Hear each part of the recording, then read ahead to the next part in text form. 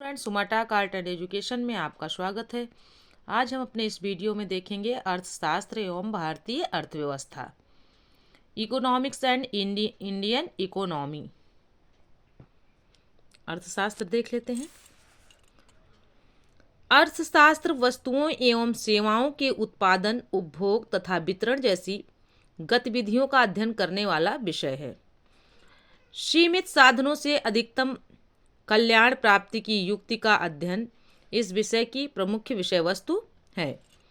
प्राचीन भारत में चंद्रगुप्त मौर्य के महामंत्री कौटिल्य चाणक्य ने, कौटिल्य या चाणक्य कह लीजिए, उनके दो नाम थे, ने अर्थशास्त्र नामक पुस्तक की रचना की, परंतु इस पुस्तक की विषय वस्तु राजनीतिक है। अरस्तु ने अपने ग्रंथ इकोनॉमिक्स मूल रूप से लैटिन शब्द इकोनॉमिक्स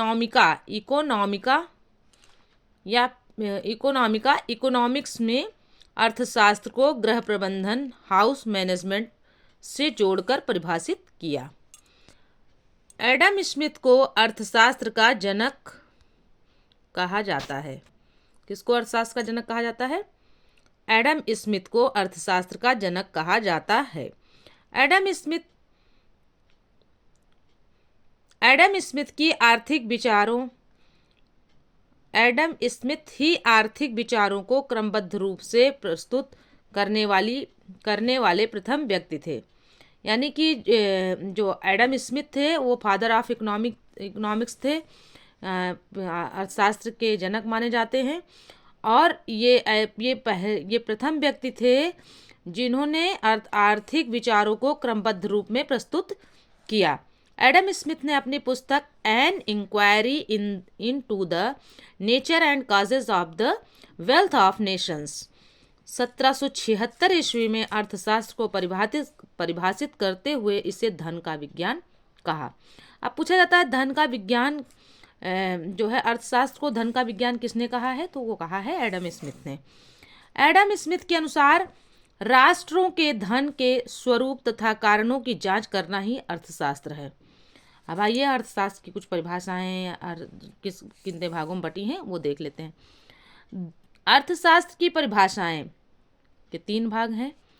धन संबंधी परिभाषाएं एडम स्मिथ, जेएल मिल ने दिया है। फिर है दुर्लभता या सीमित साधन संबंधी परिभाषाएं, एल रॉबिन्स ने दिया है। फिर है आवश्यकता विहीनता संबंधी परिभाषाएं, जे.के. मेहता ने दिया है। ठीक है, अब इसी में आगे देख लेते हैं। कल्याण संबंधी परिभाषाएं मार्शल, कैनन, पीगू आदि ने दिया है। आधुनिक या विकास केंद्रित परिभाषा किसने दी है? शैमुएल्सन, बेनहम और फर्गुसन ने दिया है, आदि लोगों ने दिया है। अर्थशास्त्र की प्रमुख पुस्तकें एवं लेखक देख लेते हैं। पुस्तक और उनके लेखक। दास कैपिटल पुस्तक है, उसके लेखक हैं Karl Marx. Wealth of nation किसकी है? एडम स्मिथ की है। फाउंडेशंस ऑफ इकोनॉमिक एनालिसिस किसकी है? पॉल सैमुएल्सन। फिर है general theory of employment, interest and money, J.M.. Keynes की है। Nature and significance of economic science, L Robins की है। हाउ टू पे for the war, J.M.. Keynes की है। Principle of economics, Alfred Marshall की है। आगे देख लेते हैं बाजार। अर्थशास्त्र में बाजार के 4 स्वरूप हैं। पहला पूर्ण प्रतियोगिता, दूसरा एकाधिकार प्रतियोगिता, तीसरा एकाधिकारिक प्रतियोगिता, चौथा है अल्पाधिकार या द्वयाधिकार। अल्पाधिकार या द्वयाधिकार।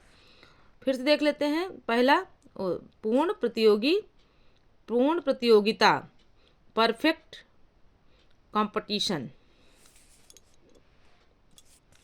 पूर्ण प्रतियोगिता बाजार की वह स्थिति है जहां क्रेता एवं विक्रेता की बहुत बड़ी संख्या होती है तथा क्रेता और विक्रेता कुल उत्पादन का बहुत छोटा भाग क्रय या विक्रय करते हैं। इसमें उत्पादित वस्तुएं पूर्ण सहजातीय होमोजीनियस होती हैं।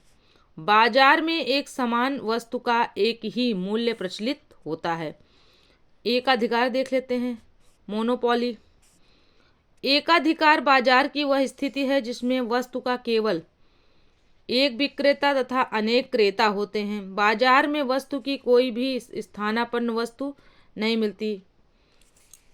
इस बाजार में पूर्ति में परिवर्तन करके कीमत को प्रभावित किया जा सकता है। एकाधिकारिक प्रतियोगिता, मोनोपोलिस्टिक कंपटीशन। एकाधिकारिक प्रतियोगिता बाजार की वह स्थिति है जिसमें एकाधिकार एवं पूर्ण प्रतियोगिता दोनों के गुण विद्यमान होते हैं। बाजार के इस रूप में उत्पादित वस्तुओं के विक्रेता तो अनेक होते हैं, परंतु प्रत्येक विक्रेता के उत्पाद में कुछ विशिष्टता होती है जो उसे एकाधिकारी विक्रेता बनाते हैं। इस बाजार में कुछ सीमा तक कीमत पर प्रभाव डाला जा सकता है, लेकिन यह इस बात पर निर्भर करता है कि उपभोक्ता उस वस्तु को किस सीमा तक विशिष्ट मानते हैं तथा उस वस्तु की स्थानापन्न वस्तुओं से किस सीमा तक प्रतिस्पर्धा है। आइए देख लेते हैं महत्वपूर्ण आर्थिक शब्दावलियां। कीमत, प्राइस। बाजार में किसी वस्तु की कीमत का निर्धारण मांग और पूर्ति की शक्तियों की पारस्परिक क्रिया द्वारा होता है। बाजार क्या है? मार्केट। बाजार से आशय उस समस्त क्षेत्र से है जिसमें वस्तु की खरीद एवं बिक्री हेतु क्रेता एवं विक्रेता एक दूसरे के संपर्क में रहते हैं। इस दृष्टि से वस्तु का स्थानीय, क्षेत्रीय, राष्ट्रीय एवं अंतर्राष्ट्रीय बाजार होता है। वस्तु क्या है? वस्तु से आशय ऐसी वस्तु से है जिसका उत्पादन विक्रय हेतु किया जाए। उपभोक्ता द्वारा स्वयं के उपभोग हेतु उगाई गई सब्जी वस्तु नहीं है, परंतु किसान द्वारा बाजार में बेची गई सब्जी वस्तु भी वस्तु की श्रेणी में आती है। मांग या डिमांड किसको कहते हैं देख लेते हैं। मांग किसी वस्तु की वह मात्रा है जिसे खरीदार एक विशेष समय में एक विशेष कीमत पर क्रय करने के लिए तैयार हो। पूर्ति क्या है? सप्लाई। पूर्ति किसी वस्तु की वह मात्रा है जिसे विक्रेता एक विशेष समय में एक विशेष कीमत पर विक्रय करने के लिए तैयार हो। मांग का नियम, हम देख लेते हैं मांग का क्या नियम है। किसी वस्तु की कीमत तथा उसकी मांगी गई मात्रा के मध्य विपरीत संबंध होता है। यदि अन्य बातें समान रहें तो जब कीमत में वृद्धि होगी तो मांग में कमी होगी। जब कीमत में वृद्धि होगी तो मांग में कमी होगी। यानी कोई वस्तु महंगी हो गई तो लोग कम खरीदेंगे। ठीक है, तो इस तरह जो है जब कीमत में वृद्धि होती है तो मांग, उसकी डिमांड कम हो जाती है, और यदि कीमत में कमी होती है तो मांग बढ़ जाती है। यानी जैसे कोई चीज़ सस्ती हो गई, जैसे अभी आप देख लीजिए इस प्रेजेंट टाइम में, जैसे मान लीजिए लहसुन है 400 रुपये किलो हो गया तो लोग उसको खरीदना कम कर दिए। लेकिन अभी यही सस्ता हो जाए तो लोग उसको खरीदेंगे ज़्यादा, यानी मांग बढ़ जाएगी, पूर्ति कम हो जाएगी।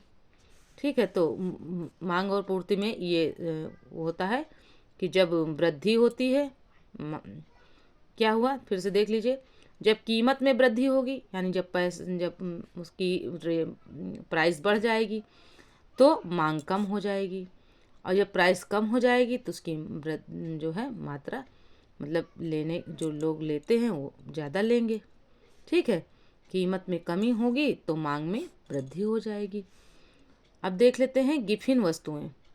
गिफिन वस्तुएं क्या होती हैं? गिफिन वस्तुओं की कीमत एवं उसकी मांगी गई मात्रा में सीधा संबंध होता है, अर्थात मूल्य बढ़ने के साथ गिफिन वस्तुओं की मांग बढ़ती है और मूल्य घटने के साथ गिफिन वस्तुओं की मांग घट जाती है। गिफिन वस्तुएं निम्न कोटि की वस्तुएं होती हैं। गिफिन वस्तुओं पर मांग का नियम नहीं लागू होता। अब आगे देख लेते हैं फ्रेंड्स, मांग की कीमत लोच।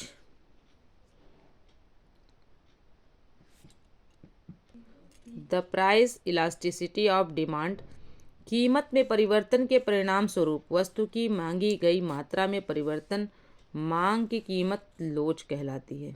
फिर से देख लीजिए, कीमत में परिवर्तन के फलस्वरूप वस्तु की मांगी गई मात्रा में परिवर्तन मांग की कीमत लोच कहलाती है।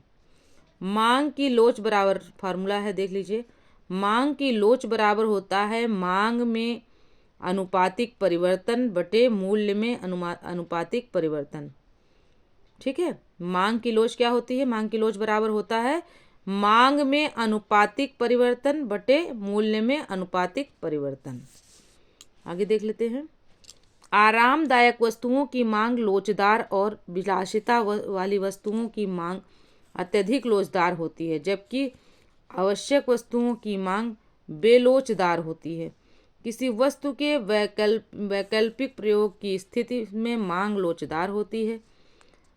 पूर्ति का सिद्धांत देख लेते हैं। वस्तु की कीमत तथा उस वस्तु की पूर्ति मात्रा के मध्य समानुपाती संबंध होता है। अर्थात यदि वस्तु की कीमत बढ़ जाए तो वस्तु की पूर्ति भी बढ़ जाती है, जबकि इसके विपरीत वस्तु की कीमत घटने पर वस्तु की पूर्ति भी कम हो जाती है। संतुलन कीमत क्या होती है? किसी वस्तु की संतुलन कीमत वह कीमत है जिस पर मांग और पूर्ति आपस में बराबर होती है, यानी इस कीमत पर उतनी ही मात्रा में मांग की जाती है जितनी पूर्ति की जाती है। अल्पाधिकार,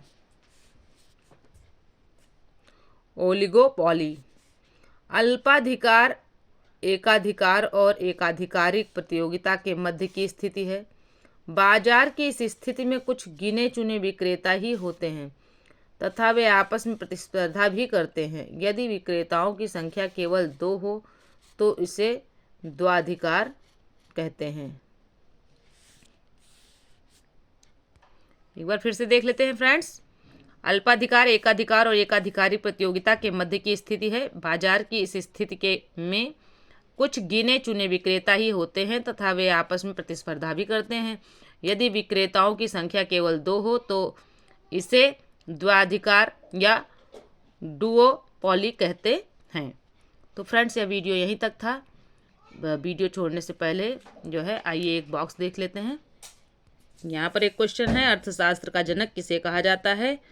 तो आपको पता है अर्थशास्त्र का जनक एडम स्मिथ को कहा जाता है। ठीक है फ्रेंड्स, एक क्वेश्चन और है, एडम स्मिथ की पुस्तक का क्या नाम था तथा वे अर्थशास्त्र को किस प्रकार का विज्ञान मानते हैं? तो एडम स्मिथ की पुस्तक का नाम था वेल्थ ऑफ नेशन, और इन्होंने इस विज्ञान को कौन सा विज्ञान माना है? धन का विज्ञान माना है। ठीक है फ्रेंड्स, वीडियो यहीं तक था। मिलते हैं अगले वीडियो में, तब तक के लिए जय हिंद, जय भारत। वीडियो पसंद आए तो चैनल को सब्सक्राइब करें, वीडियो को लाइक करें, अपने दोस्तों में शेयर करें। Okay friends.